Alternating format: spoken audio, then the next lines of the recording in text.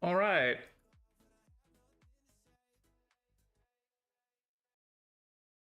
How's it going, everybody?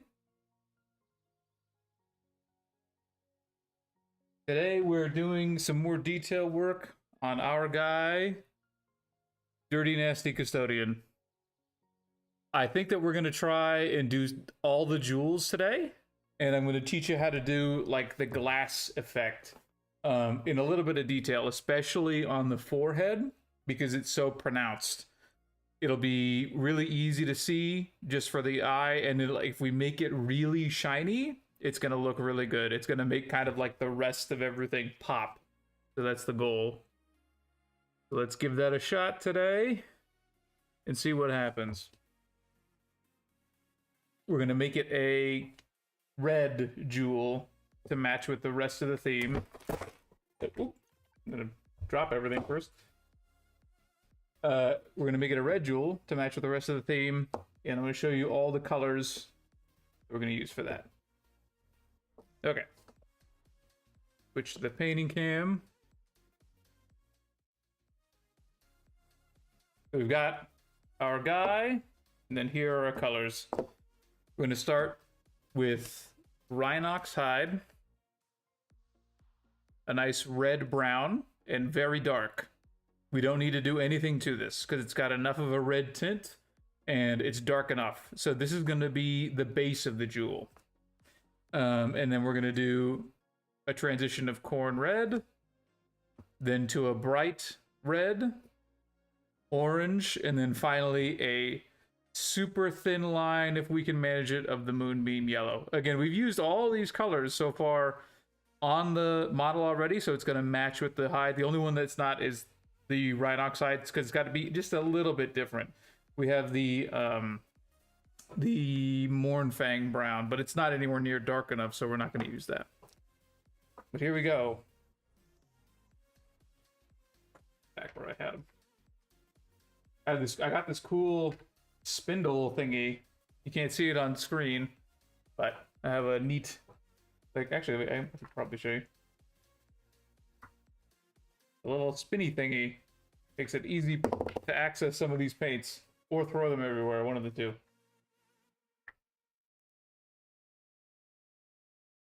Let's get started here.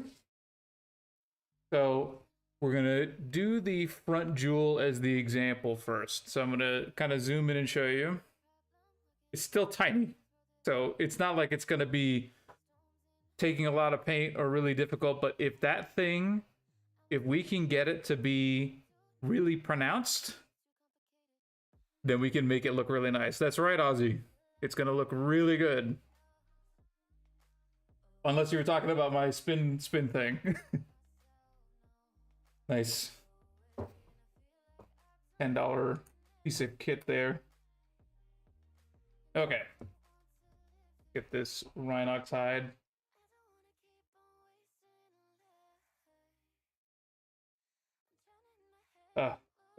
I'll never understand the pot obsession with Citadel paints. It's just not cohesive to actual work. We don't need too much of this at all. Yeah, we'll do palette cam. Oh, the spinny thingy? Yeah. I got it from there's a local hobby shop that's near me, and it was like the last one, and it was literally had like a layer of dust on it. And the guy had marked it down to $10. I guess it was like originally like 20 something, and I'm like, sweet deal. Why not? I could use this spin thing. Get these all, or at least the two Citadel paints on here.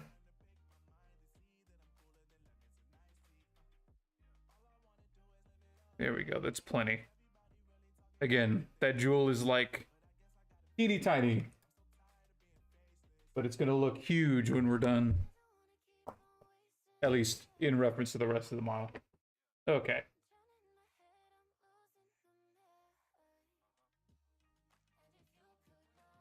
So let's get that base Rhinox hide. Brown may seem counterintuitive, but it is a red. To make brown, you have to have red. Zoom in. Let's see if I can focus up here. There we go. Okay. You don't have to be super crazy careful because the edges of the gold rim are pretty easy to fix. Yeah, focal point, exactly.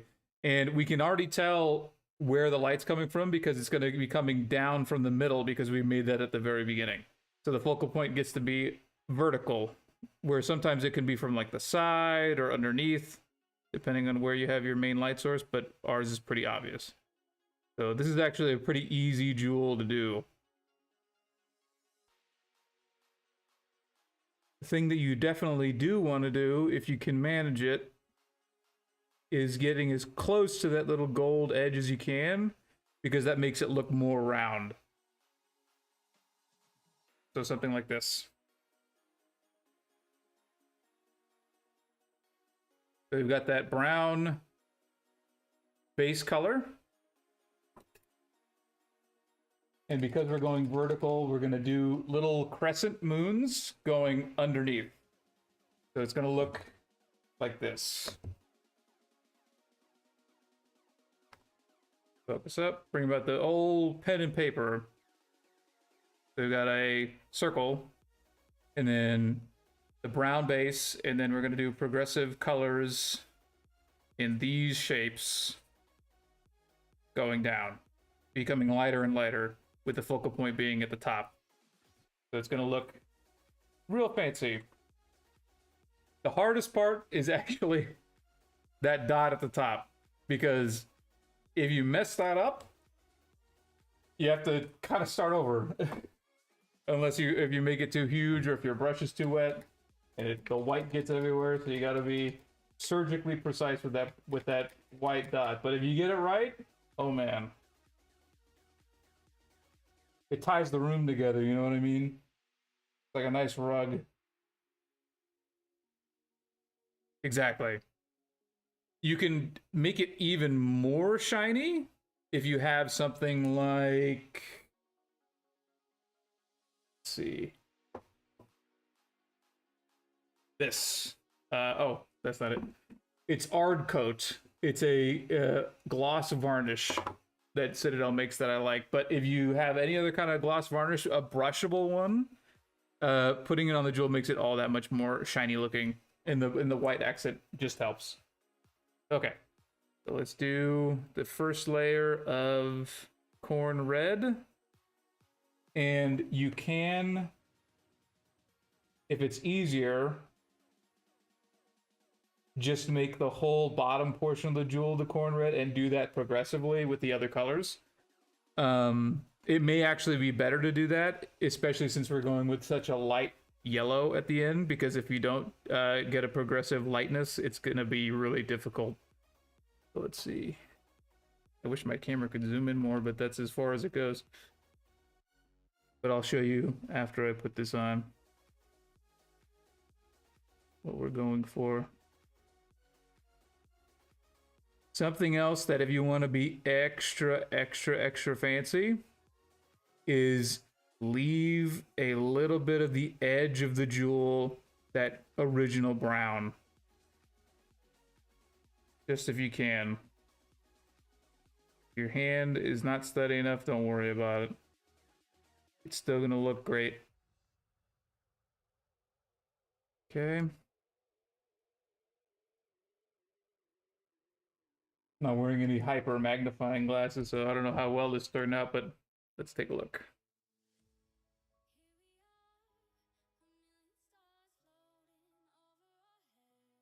I don't know if my camera could even focus that close. There we go.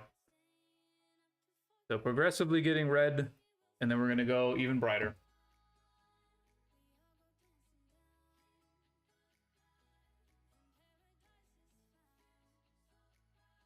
Now we're going with the fiery vermilion. our super bright red before we get into the oranges. This is going to be what the jewel is actually colored. Like if you were to describe it, this is the color of the jewel. It's always the middle tone. Everything else is the light refraction.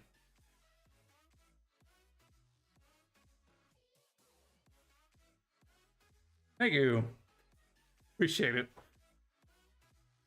I hope I sound professional enough. Okay. The only thing I don't like about this particular paint is that no matter what, no matter how much you mix this paint is crazy thick. So it will require watering down if you have this one. But a different brand alternative will probably work just as good.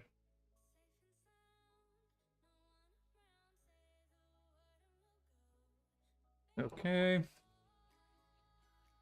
Let's do the next layer. Again, you can do the entire bottom portion. And if you have the ability, leave that little strip of brown on the bottom, because it will ironically highlight the other colors. It'll make them more stand outish. Because if the bright goes all the way to the gold, less of an illusion. Okay, if I did that, I can barely see it myself, but I think I did it. Take a look. So we're getting there. The progressive brightness. Already looking pretty good. You could, if you really wanted to, just stop there and put the dot at the top, and it will be sufficient to look really nice. But if you want to be extra fancy, we've got a whole 2 other layers to go. And we're the try-hard stream, folks.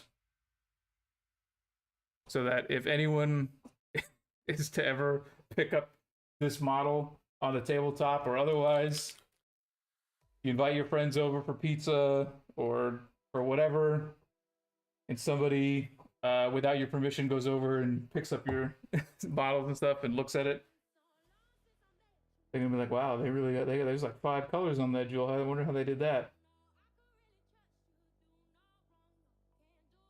And you get to have that little bit of satisfaction. Pro levels? Come on. I don't know about all that. That'd be cool though. I would love to get a nicely worded letter in the mail from one of these paint brands saying like, we'd love to give you a 5% discount on a pack of our paints. Okay, let's see if we can do this. So this is the lava orange. Let's see if I can not mess up the red. This is where it gets pretty tough because essentially we're just doing little tiny dots. Thin as we can go. And then the yellow is going to be almost imperceptible.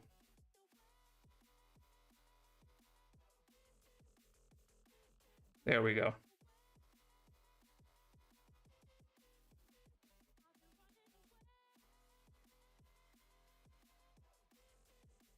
Okay.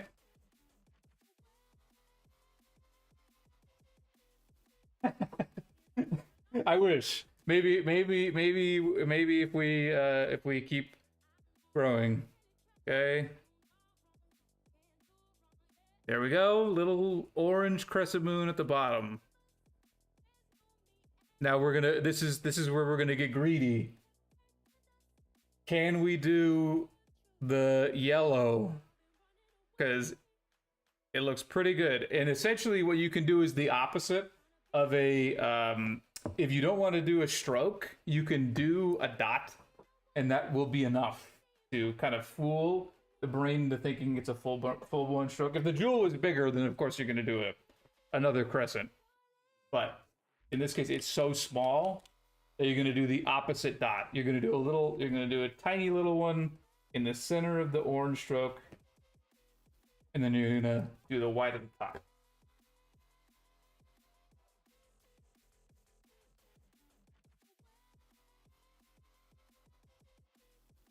Okay.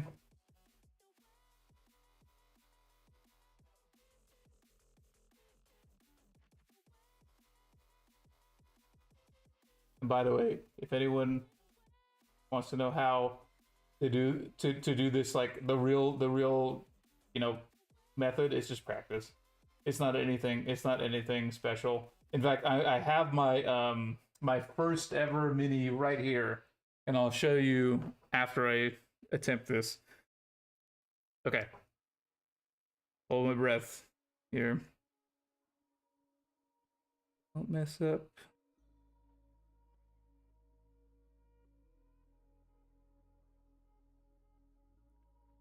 I think we did it.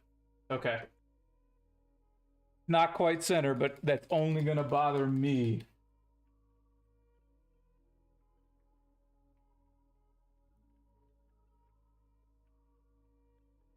Boom. That's 5 colors on one circle. I think that looks pretty good. And now we get the coup de grace, the white on top, and this is white ink. I like white ink because it's so versatile. I like it better than the white paint because the white paint is too thick. If you do especially dots, I've had situations where they literally come out as little mounds, and it looks just bad. So I like the white ink, and it's easy to get. And for this particular instance, I'm not going to use this same brush. I'm going to use a dry brush, and what I mean by that is so I have, whenever at the end of each of my sessions, I clean the brushes, and then I use this. There's a brush repair gel, and essentially it's kind of like I would describe it as almost like a hair gel. It dries firm. So you make your brushes into a fine point using something like your hand like this and pulling it through with the material on it, and it makes it really pointy. And then it dries super firm. So I'm not gonna wet this. I'm gonna leave it at a razor point, pinpoint, dip it in the ink to get just the tip wet, and then tap it. That's all I'm gonna do. I do not wet the brush and make the bristles separate. Keep it thin like that. See if we can get it in the right spot.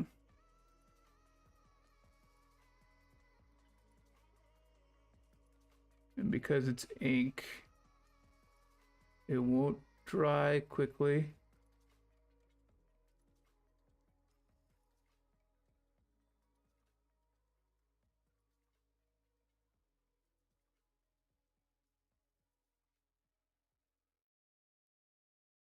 Almost. A little more.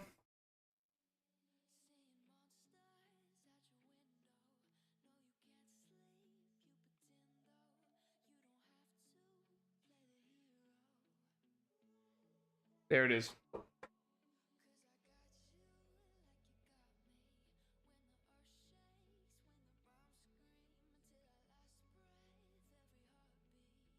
Boom. Vertical gems are the easiest. By far. See if we can get a little bit. There it is. So it was brown, dark red, red, which is the color of the gem, orange, dot of yellow at the bottom, dot of white at the top.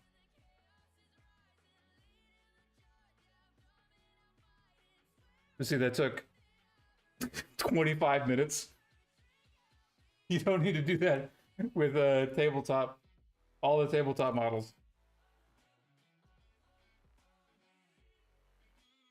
and it's mostly just for you to see, because nobody's gonna pick it up and look at it that close. But if they do, it'll be really impressive. They'll be like, wow. All right. Now, comparing this guy to, let's see, our first mini. Boom. Black Templar. Look how glossy he is. The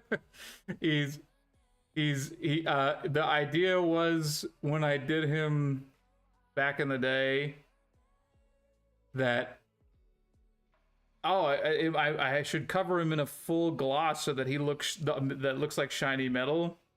But that's how you learn. And I just use that normal Citadel paste that they put in the bottle. It's like a terrain paste on the bottom. Nice and thick white coats here. Tried my best at the edge highlighting, which I think turned out okay for one of my first guys.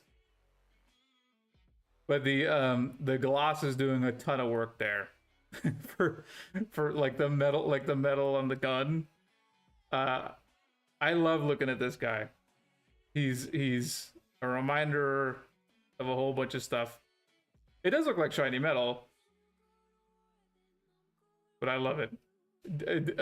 Lots of lessons learned on this guy. But comparing this to this, worlds of difference in time. Totally different. But no real special techniques that change from here to here, other than practice and just learning how paint works. Really learning how paint works is the thing. Because this is when you first don't know how to thin, don't know what colors would work well under the white, because the reason I had to put so many, the reason why the white is so thick is because I had to put so many coats to cover the black. Same thing with the leather on the bottom there. So many coats to cover the black. Same thing with the red and even the gold. Lots of different changes from here to here. But everybody can do it.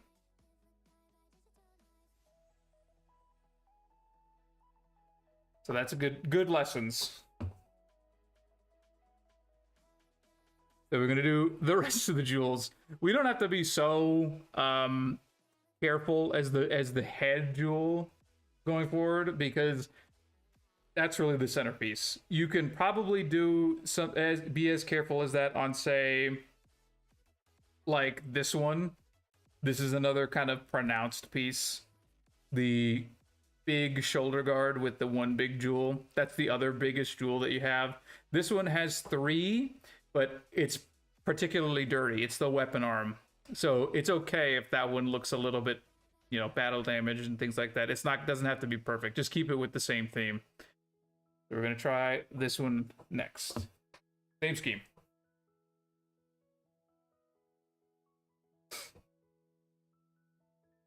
Stuck my snot into my nose.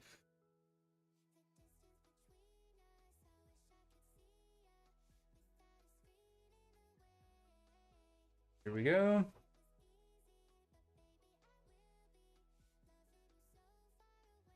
Per your suggestion, I started listening to Master of Mankind on audiobooks. Audible audiobooks. This is probably the first Black Library novel that I'm gonna listen to from beginning to end. All of my other lore knowledge has been snipped together from other people talking about it. Probably like most people, but I'm gonna try to start actually reading some of the novels. And this one's particularly good. I picked it because, of course, it's Custodes. based.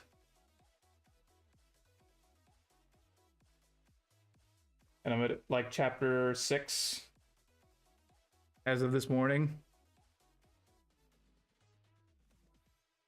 One thing that I noticed in it is that there's a scene where the demon, the main demon, the ender of empires, the demon of the first murder, kills a Mechanicus, not a general, but like a big deal guy. He kills him who's doing some scouting, and they make it a point to say like, oh, but we want to make sure that you know that the Mechanicus guy had enough consciousness so that when he was eaten, he felt the acid of the stomach for like a second before he died. I'm like, that's fucked up. The Night Lord's Omnibus. Is that gonna have like I'm drawing a blank on what omnibus means. Is that like a general collection of like all the Night Lord's books, or is that a literal from beginning to end history of the Night Lords?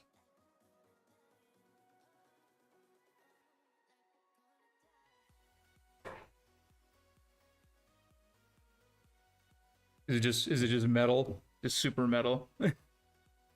I know that the Night Lords use the fear tactics, like, hey, let's all get on the same page here, and we're gonna start by flaying everybody alive, or as many people until you just start listening.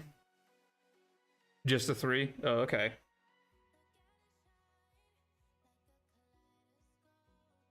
Oh, by the way, this is the corn red coat.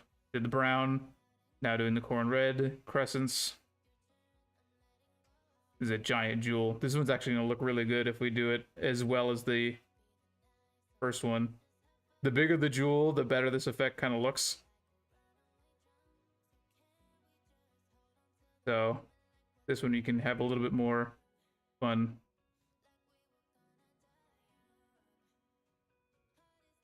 And it's a little more forgiving with the lines.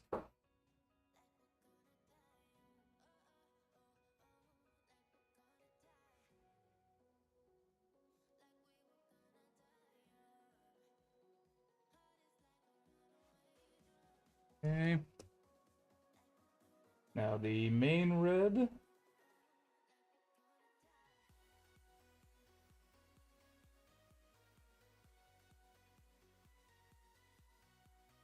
By the way, I don't know how to put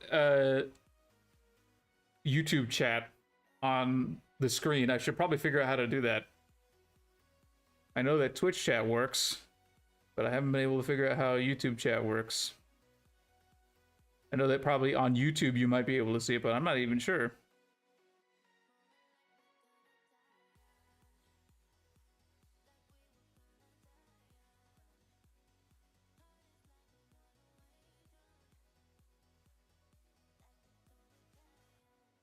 Okay.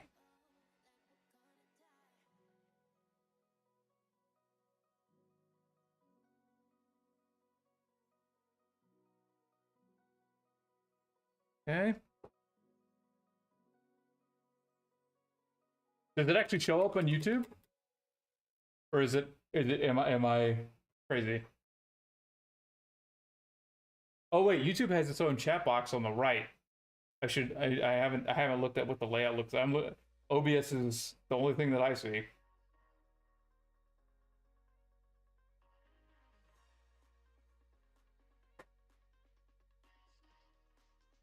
Lava orange.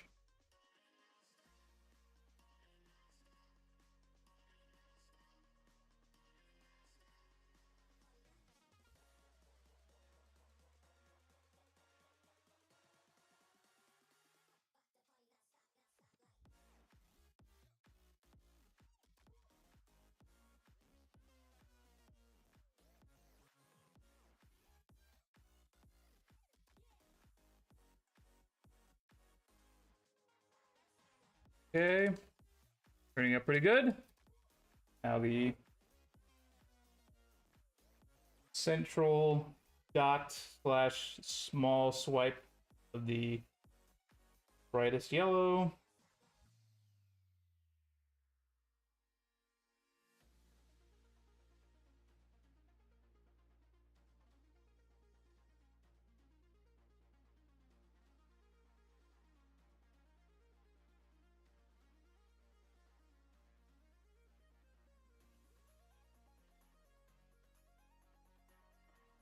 There we go.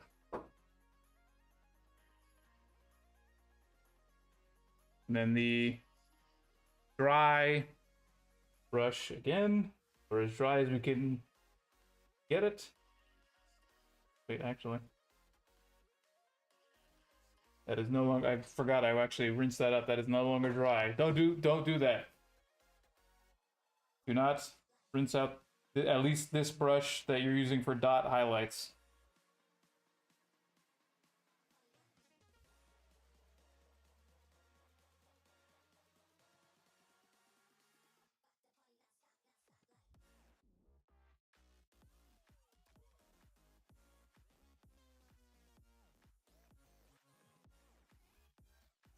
No, I'm not gonna risk it. I'm gonna use a different brush.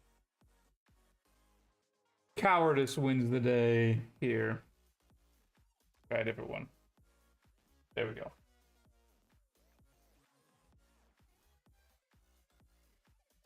Cowardice or wisdom, one of the two. Mixture of both.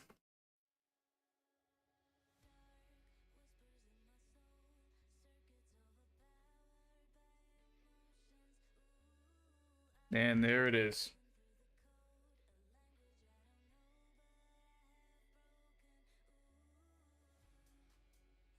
Another nice little jewel done.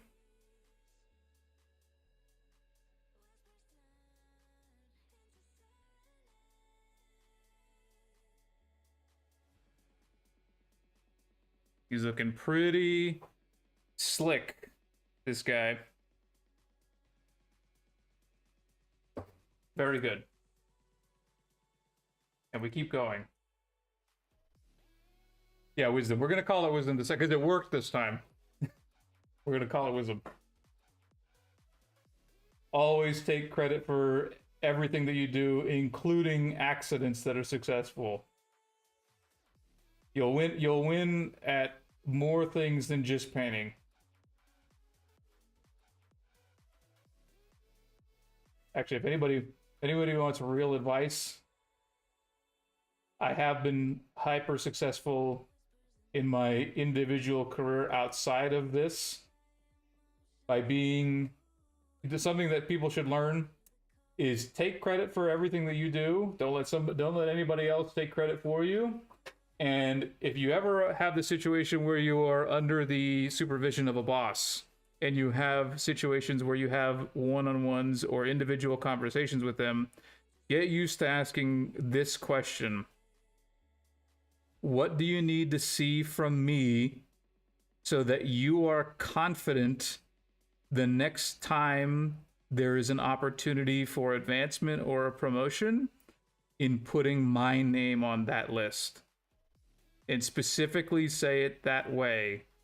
What do you need to see from me so that you are confident in doing that? The reason why you say that is because it says two things.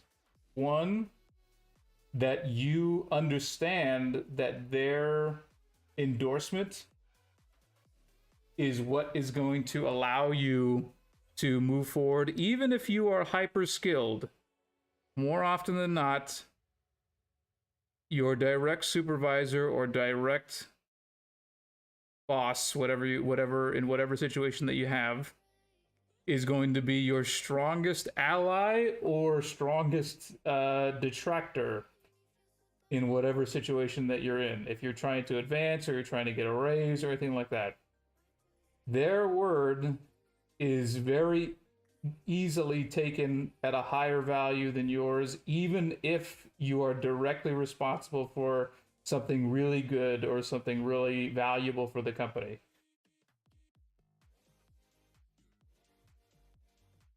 or whatever it is that you're doing.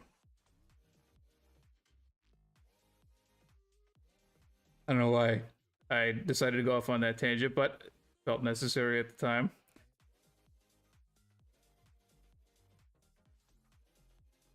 But it has allowed me the opportunity to do this with all the paints that I have and all the little crap that I've accumulated over time. Is also a result of learning how to ask questions like that.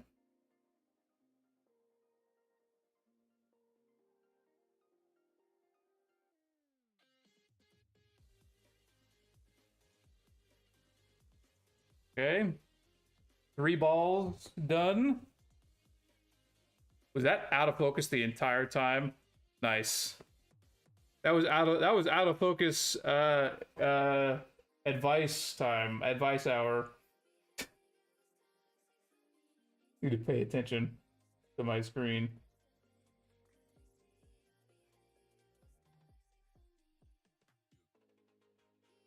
Okay, here comes the horn red.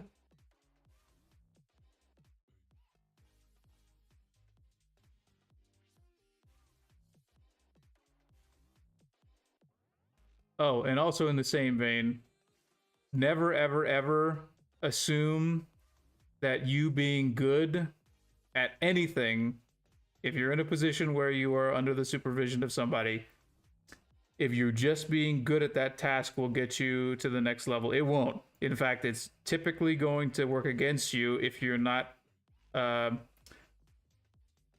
loud about your desires, specifically if you want to get more money or if you want to get promoted. Nobody is going to, without reason, give you more than what you currently have if you're not asking for it. They want to continue to pay you the same thing if for as long as possible. So always, always, always advocate for yourself in every position, in every situation you can. It will never, ever, ever, even in situations where you are a direct supervisor. You can think of if you've ever had that opportunity to be a supervisor over somebody else in anything. I bet you really valued your strongest employee or your most valuable teammate, and you really don't want to see them go anywhere. And if they want to be promoted, guess what? They're not going to be on your team anymore, typically. So even if you don't intend to, the structure of that situation, you are inherently wanting to have the strongest team for as long as possible, which means you're not going to ask them what they want, or you're not going to promote them if they don't ask for it. So be that guy.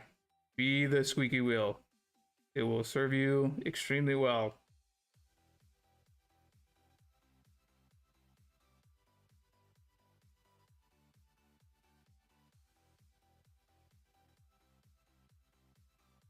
Got a little bit of red on the gold there. It's still an easy fix. Okay.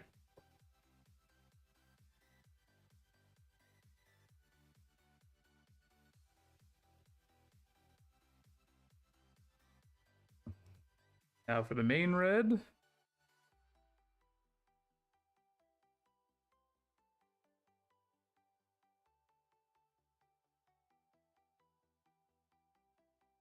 Wonder if I'm giving away how old I am with the way that I talk.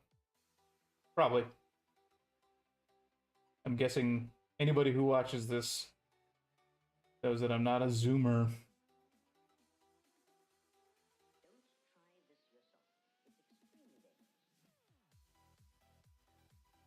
Main red.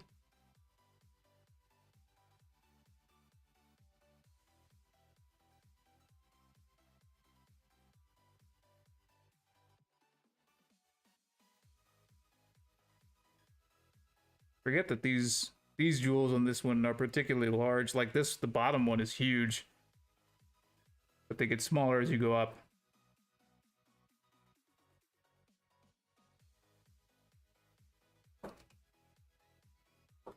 Almost.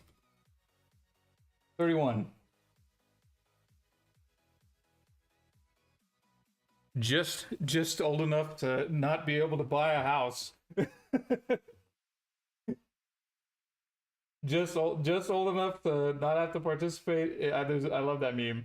Uh, I'm just old enough not to participate in any wars, uh, but not old enough to have gotten any financial gain from the time that I was able to actually make money.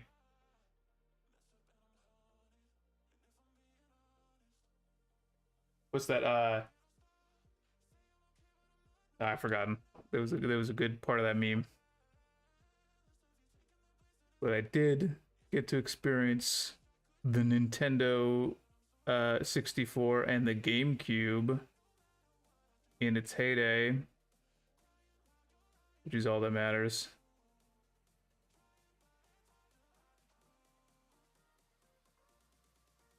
Because games used to be good.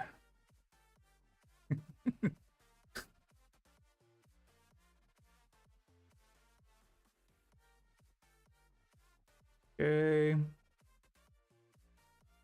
Turning out nicely here.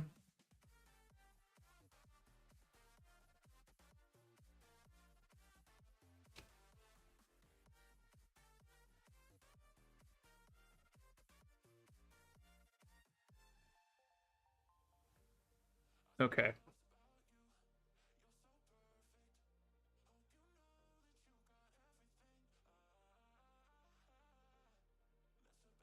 Turning into the advice stream. Because now my brain is thinking about nothing but like, what else can I say to anybody watching who might watch this later and was like, oh, I'm having trouble with such and so. Another cool thing is I've been married for almost 10 years. I'll tell you, that changes your brain chemistry. The most wonderful thing that ever happened to me.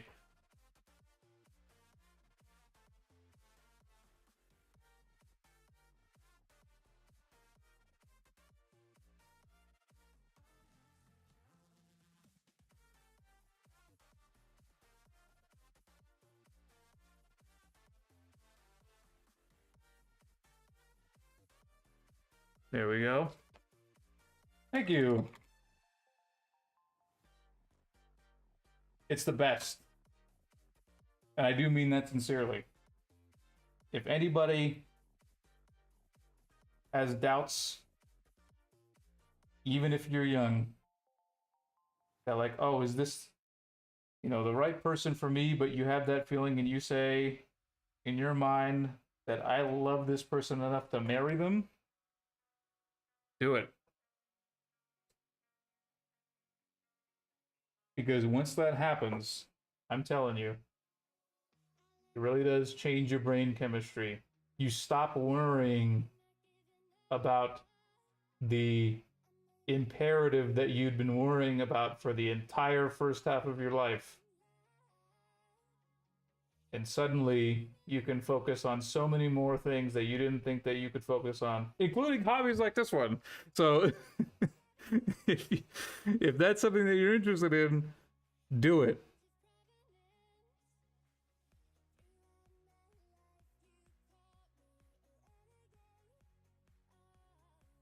Oh man. Very good. Okay.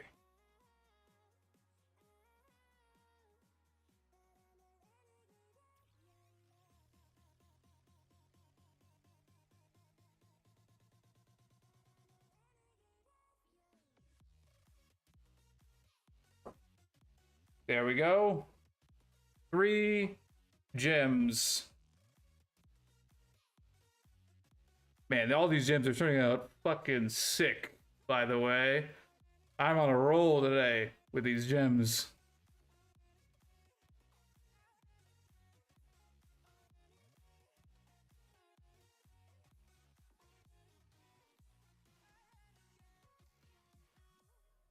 They are looking swell. Dang right. What's another good word? Tubular, maybe. Ah, that's like a surfing term. Totally tubular. We're watching Rocket Power on Nickelodeon.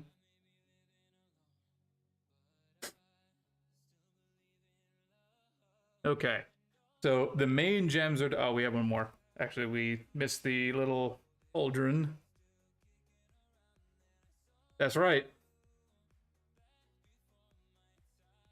This guy's blinged out. Just because his shit is all old and gross doesn't mean that he didn't have drip from the very beginning.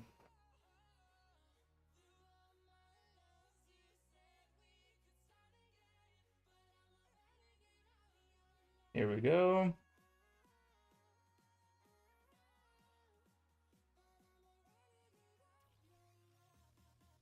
Last one, and then that'll probably close it out for today. One more thing of advice for any and all who care to hear it. If you enjoy something and you're worried about how good you'll be at it, stop. Because if that stops you from doing something that you even something that you perceive that you'll enjoy, you'll never you'll never commit to anything, and you'll be able to deny yourself those things forever. Take some risks. Try painting, even if you're bad, because one, you can get better, but two, if you enjoyed it, it was worth doing anyway.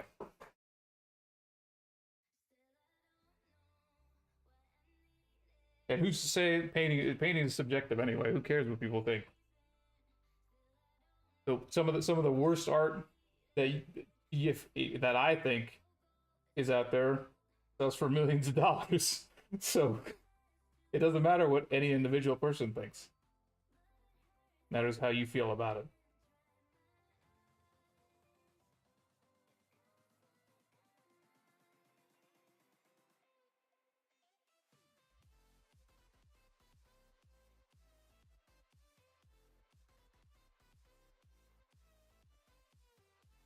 Even if it's a super niche hobby like this one. Who knows?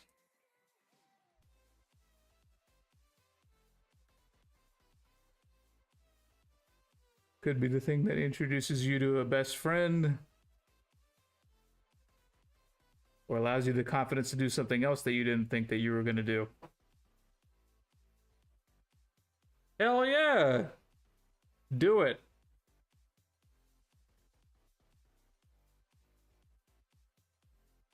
Do it and post the result.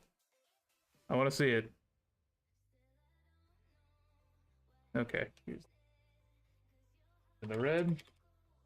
What are you gonna paint? You gonna paint a Night Lord?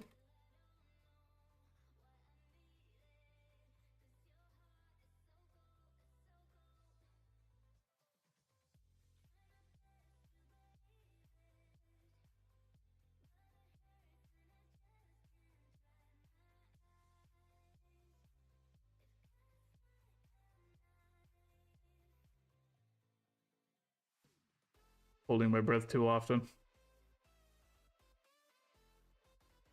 My wife sometimes will yell at me from the other side of the room because she'll watch me do this, and she'll be like, "Babe, breathe." If I'm really, really concentrating, because she'll like, your chest stops moving. Pretty funny.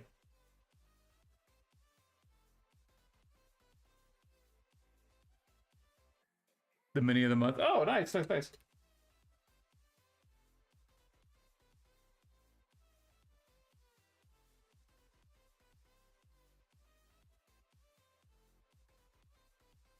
Oh, is it like a? Is it?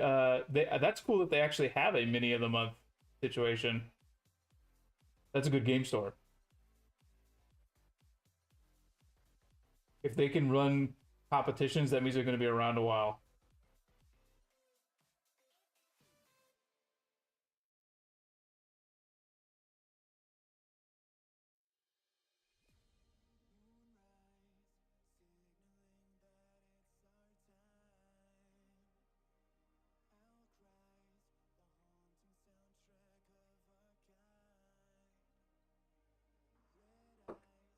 All right. Final little yellow bit. Man, I need to get a better camera. This manual focus is not it. We'll get there.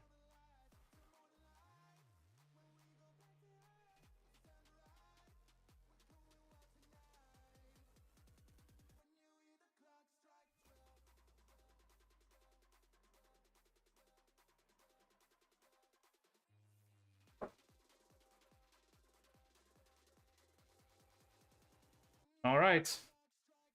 Here's the last white highlight. And we did it, folks. We bedazzled our guy just like we said we would.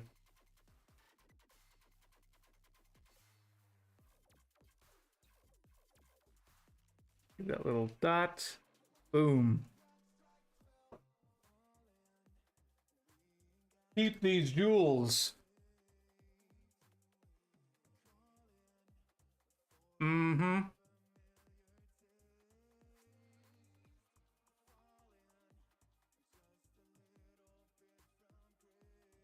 That's right.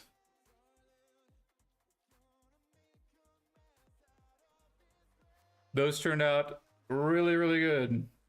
Thanks for joining, Cole. Oh man, we got the two chatters. That's insane.